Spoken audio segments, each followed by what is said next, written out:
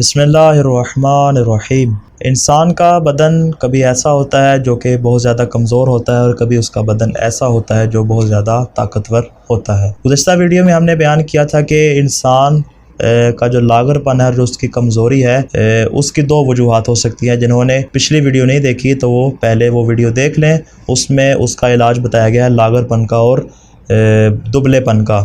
दूसरी जो अलामत हमने बयान की थी वो ये थी कि इंसान का जिस्म कमज़ोर है, बदन उसका ठीक है, उस पर गोश्त मौजूद है हड्डियों पे, लेकिन उसका जिस्म कमज़ोर है, यानी जितनी उसके बदन में ताकत होनी चाहिए वो उसमें ताकत ज़रूरी मिकदार में मौजूद नहीं है। इसकी बुनियादी वजह मैं आपको बयान कर दूं कि इंसान के जिस्म में जो गोश्त बनता है उसकी मिकदार कम होती है या ज़्यादा होती है। उसकी बुनियादी वजह इंसान के गुर्दे होते हैं। गुर्दे ऐसी चीज़ हैं कि जिस पर अल्लाह ने उसके तमाम जिस्म का निज़ाम सेट किया हुआ है। उन गुर्दों के गिर्द एक चर्बी होती है, वो चर्बी बहुत अहम काम अंजाम देती है। उसी चर्बी की वजह से इंसान के जिस्म में बाकी गुदूद और बाकी हार्मोन्स बनते हैं और इसी की वजह से उसके जिस्म में गोश्त पैदा भी होता है और इसी की वजह से गोश्त ख़त्म भी होता है।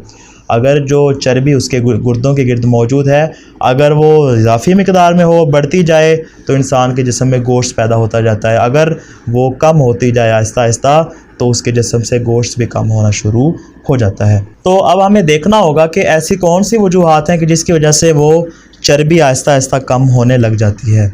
इसकी सबसे पहली वजह तो ये है कि रोज़ाना नहाना। इंसान अगर रोज़ाना नहाए तो रोज़ाना नहाने की वजह से उसके बदन से आहिस्ता आहिस्ता वो चर्बी जो है वो ख़त्म होना शुरू हो जाती है, जिसकी वजह से उसका जिस्म कमज़ोर हो जाता है।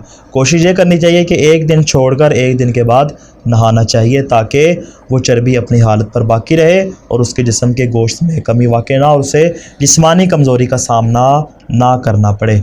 दूसरी वजह इसकी यह है कि हमाम में ज़्यादा देर रहना। नहाने जाए और बंदा आधा घंटा पौना घंटा जब वो बाथरूम में वॉशरूम में नहाता ही रह जाए और बाहर ना निकले, इससे भी जो है वो उसके जिस्म में उसकी जो चर्बी है गुर्दे की वो आहिस्ता आहिस्ता कम होना शुरू हो जाती है।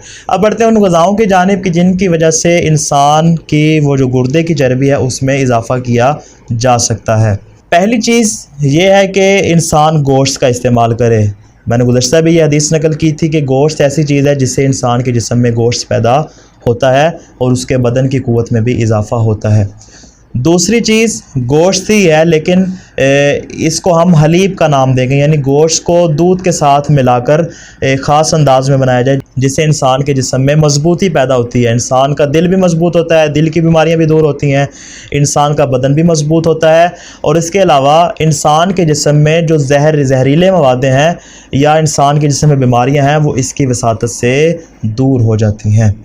अल्लाह ने हज़रत नूह अलैहिस्सलाम की जानिब जब उन्होंने ये शिकायत की थी बारगाह खुदाबंदी में कि मेरे जिस्म में कमज़ोरी है, तो खुदा ने उनकी जानिब ये वही फरमाई थी कि तू दूध और गोश्त दोनों को पकाओ और दोनों को फिर तनावल करो, दोनों को एक साथ खाओ, इसलिए कि मैंने इन चीज़ों के अंदर क़ुव्वत और बरकत रख दी है।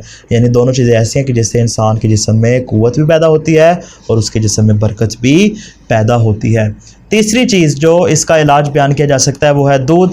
यानी अगर आप दूध को गोश्त के साथ मिलाकर ना इस्तेमाल करें, अगर आप तन्हा भी उसको इस्तेमाल कर लें तो भी उससे इंसान के जिस्म की हड्डियां भी मजबूत होगी और उसके जिस्म में गोश्त भी पैदा होगा। चौथी चीज़ है हरीसा। हरीसा जो कि एक अरब में बनने वाला एक ख़ास किस्म का और मखसूस किस्म का खाना है। हरीसा यानी उसमें घी और उसमें गंदम और गोश्त और दीगर मसाला जात अदरक लहसुन वगैरह मिलाकर उसको एक ख़ास अंदाज में, इंशाल्लाह आप इंटरनेट वगैरह पे उसकी आपको रेसिपी भी मिल जाएगी कि वो एक ख़ास किस्म का जो हरीसा का खाना है वो ऐसा पावरफुल खाना है कि जिसकी वजह से इंसान के जिस्म में ताकत पैदा होती है और ये ऐसा खाना है जो आसमान से रसूल खुदा सल्लल्लाहु अलैहि वसल्लम के लिए जिब्राइल अमीन लेकर नाजिल हुए थे। पाँचवीं चीज़ है मीठा सफ़रजल। सफ़रजल एक ख़ास किस्म का फल है कि जिसका जर्द किस्म का रंग होता है और ये ऐसा फल है जो सेब और नाशपाती से मिलता जुलता है। उसकी शक्ल नाशपाती की तरह होती है और उसके जो बीज होते हैं वो सेब की तरह होते हैं। यहाँ उमूमन ये फल नहीं मिलता, लेकिन ईरान वगैरह में ये फल आम तौर पर मिल जाता है। इसको सफ़रजल कहते हैं।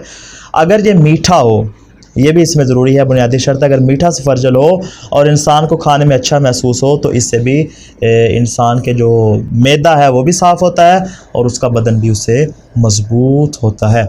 इसके अलावा दिन में खड़े होकर पानी पीना, ये इंसान के जिस्म में गोश्त पैदा करता है। रात को बैठकर पानी पीना और दिन में खड़े होकर पानी पीना, इसकी वजह से इंसान के जिस्म में जो भी किसी किस्म की अगर कमज़ोरी मौजूद है इंशाल्लाह इसकी वसादत से दूर हो जाएगी। दुआए खलाक़ दो आलम से कि हमें वो मासूमीन अलैहिस्सलाम के तमाम फ़रामीन पर अमल पैरा होने की तौफ़ीक़ अता फ़रमाए। अस्सलामु अलैकुम व रहमतुल्लाहि व बरकातुहू।